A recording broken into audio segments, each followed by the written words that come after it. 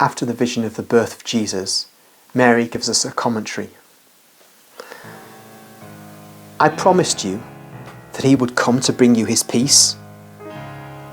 Do you remember the peace you enjoyed at Christmas, when you saw me with my child? Then it was your time of peace. Now it is your time of pain. But you know by now, it is by means of pain that we achieve peace and every grace for ourselves and our neighbours. Jesus man became Jesus God again after the tremendous suffering of his passion. He became peace once more, peace from heaven, from where he had come and from where he now pours out his peace for those who love him in the world.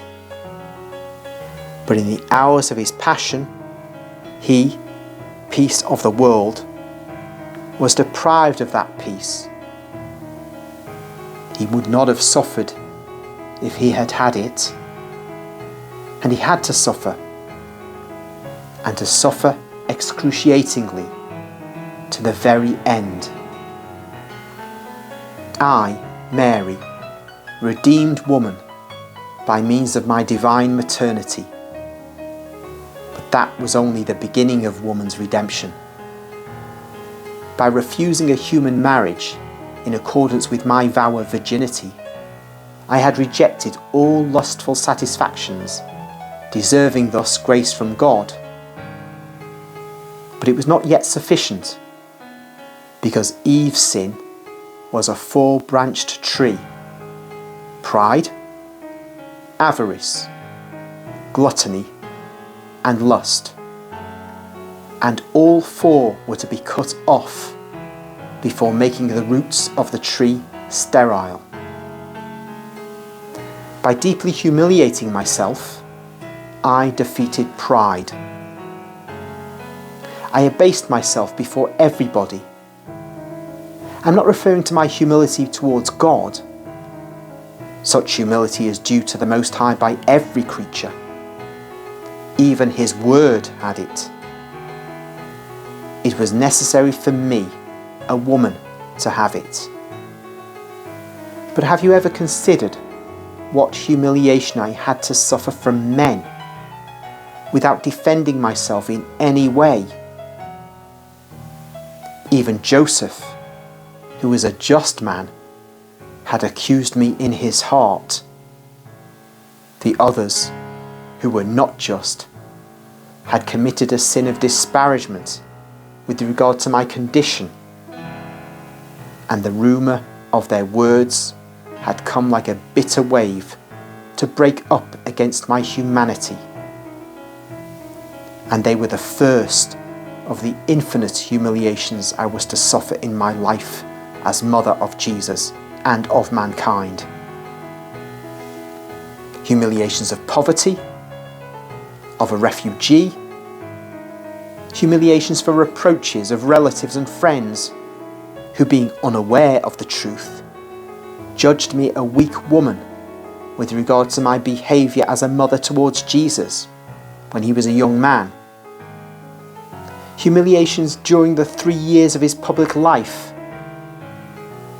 Cruel humiliations in the hour of Calvary.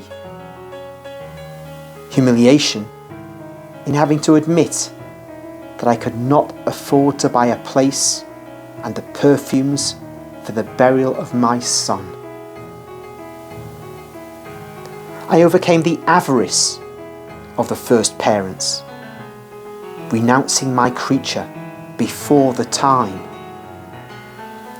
A mother never renounces her creature unless she's forced to. Whether her heart is asked to renounce her creature by her country, or by the love of a spouse, or even by God himself, she will resent and struggle against the separation. It is natural. A son grows in our womb, and the tie that links him to us can never be completely broken. Even if the umbilical cord is cut, there is a nerve that always remains. It departs from the mother's heart and is grafted into the son's heart. It is a spiritual nerve, more lively and sensitive than a physical one. And a mother feels it, stretching even to exceedingly severe pangs if the love of God or of a creature or the needs of the country take her son away from her. And it breaks, tearing her heart if death snatches her son from her. And I renounced my son from the very moment I had him. I gave him to God. I gave him to you.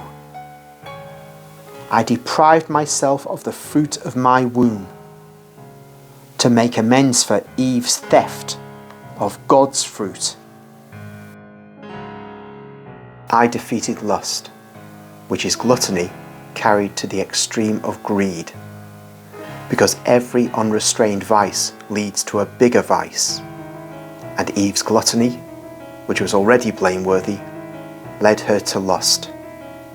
It was no longer enough for her to enjoy pleasure by herself. She wanted to take her crime to a refined intensity, and thus she became acquainted with lust and was a mistress of lust for her companion. I reversed the turns, and instead of descending, I have always ascended. Instead of causing other people to descend, I have always attracted them towards heaven.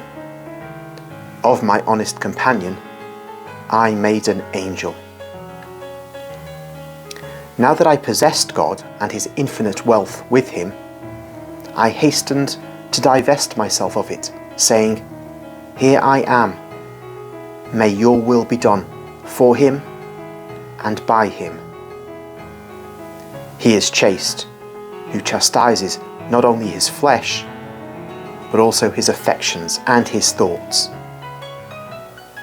I had to be the chaste one, in order to annul the one who had been unchaste in her flesh, her heart, and her mind.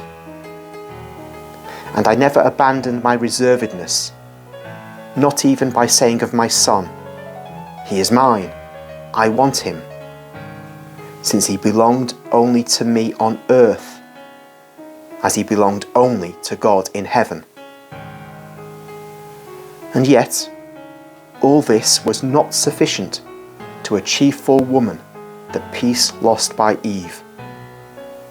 I obtained that for you at the foot of the cross, when I saw him dying, whom you saw being born.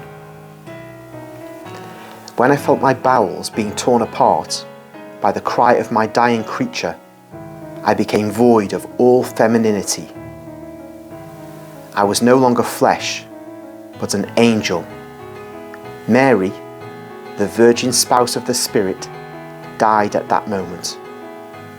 The Mother of Grace remained, who gave you the grace she generated from her torture. The female reconsecrated woman by me on Christmas night achieved at the foot of the cross the means to become a creature of heaven.